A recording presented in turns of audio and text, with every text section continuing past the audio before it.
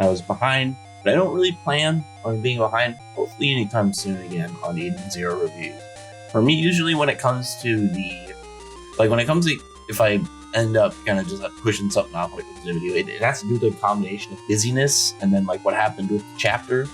I enjoyed the chapters overall, these last two with Lobelia, but like I spent a good amount of time thinking about like the best way to describe it without it seeming negative. And it's just like I have no stake or care in her character currently. They're like I haven't hated Lobelia because she's ultimately, as I've said, like a sitcom bully. She's kind of just rude. She doesn't do anything evil. But it seems like at least from this point forward, Machine is planning something with her character.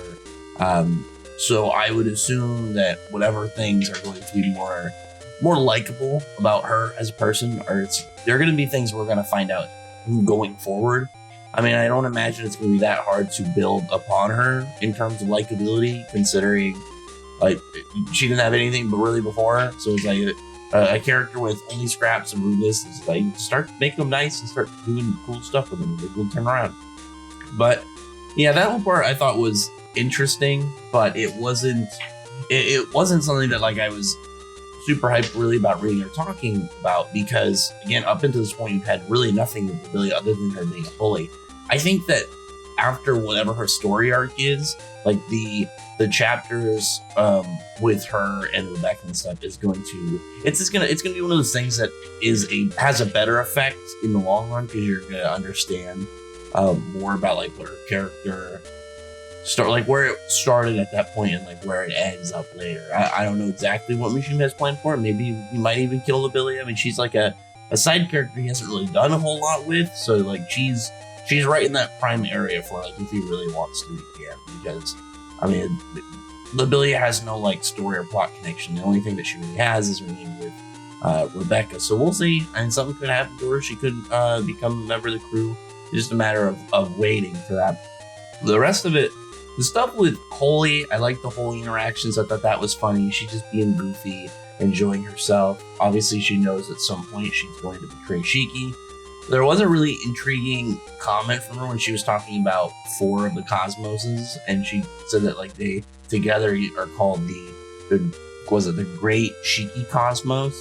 So that more than likely has some form of story reference. Mishima's not going to bring that up for no reason, and Mishima's main characters have been named after the seasons, Shiki being 4 seasons, so it makes sense if he's got something theme planned around that. It could just be something in the story. It could be like literally just like in his origin, someone gave Shiki for like a plot reason, but it could be something way grander that has to do with something coming up.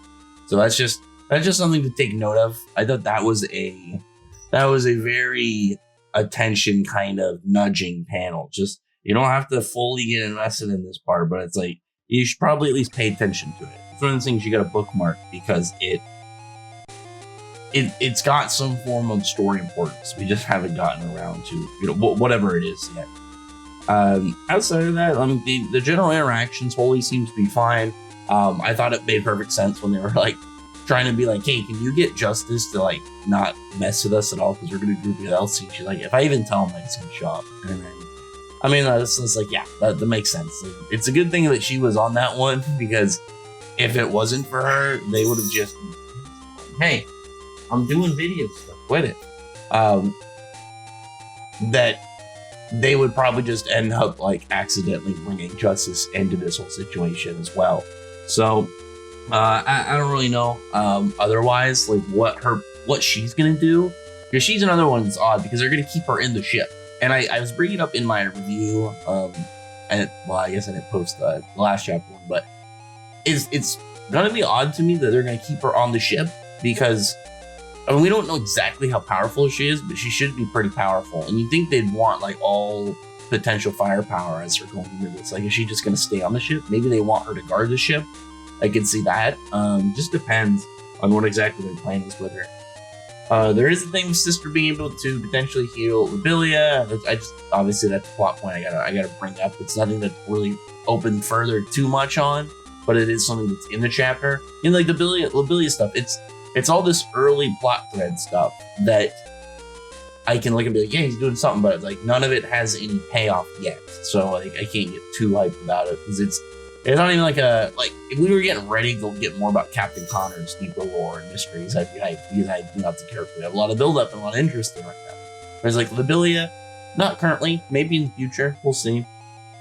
Outside of that, there's a little bit of stuff that does hint towards a theory I had on Captain Connor, but maybe it's slightly different because he's saying that they had a whole thing called job scanning where they would like take all of these like high professionals and they would get all these information and do all this stuff with them and then make robots with their knowledge and whatever. So it does look like Captain Connor is at least laying the groundwork for the whole mystery of what's up with like the multiple imps and stuff. Is those other ones just might be machines, which I think would make sense.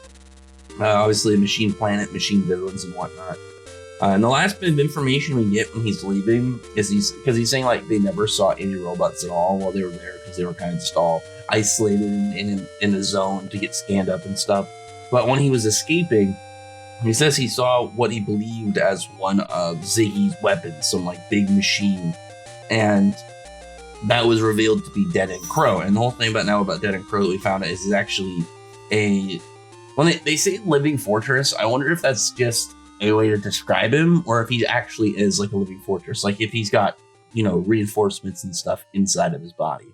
Kind of like, think of it like it'd be like kind of like Alderaan in how he makes minions, but not the same thing. It's more of like he has a part of him inside that makes like these little, little droids that he can deploy into fights. I think that would be really cool. Maybe he could have like ground ones, aerial ones, maybe defensive ones, or stuff that he can do that would be pretty OP in terms of its utility and widespread, but like nothing too like otherworldly. I guess it's making robots, so it's on Earth, something we can do. So I can't really say too much on it. But at 420 meters tall, looking pretty big. Definitely one of Mashiba's bigger characters. He doesn't do a lot of huge ones. Like he has like a couple like really big beings in different series. In his series, obviously, like even in Eden Zero, he's got the chronophagic mother and stuff. But you don't get it that often. So I was pretty happy to see this. This is pretty cool. I want to see how they're going to beat this guy. I assume that he's going to be like the big battle of this arc. I think it makes more sense for him to be the main focus villain than Ziggy, just because it's like Ziggy's obviously not going to lose this early, and I don't think it would make as much sense for them to have Ziggy lose this early. So Dead and Crow being way more of the focus bad guy for the main cast, I think is at least what I believe to be more likely. Who's going to defeat him? I think it would depend on like Mushiki, but I personally think the MVP of this next arc, we haven't even got to, but I feel like what will make the most sense, but also be the most dangerous is Wise. Because like why is this going into an area that is pretty much suited for him? It would be like if Natsu went to a planet made of fire. It's like he's just good. Or it's like why is this going to like the most machine place we've seen so far in the series? So I'm sure that he is going to have a great time. But, and I'll bring this up as the last thing, is it does potentially lean into the theory I have that like once Ziggy sees Wise or learns about Wise's ether gear, I think he's going to go after him because there's no ether gear that is logically better for Ziggy than Machina Maker. That has to be the best one. Because not only would it work towards his machines, he'd be able to upgrade and alter himself in real time. And that's just going to be OP. But anyway, other than that, comment below, thumbs up the video, but from the like button, subscribe button, check out my other videos. Other than that, I appreciate it. Subscribe. Thank you all for listening. Bye.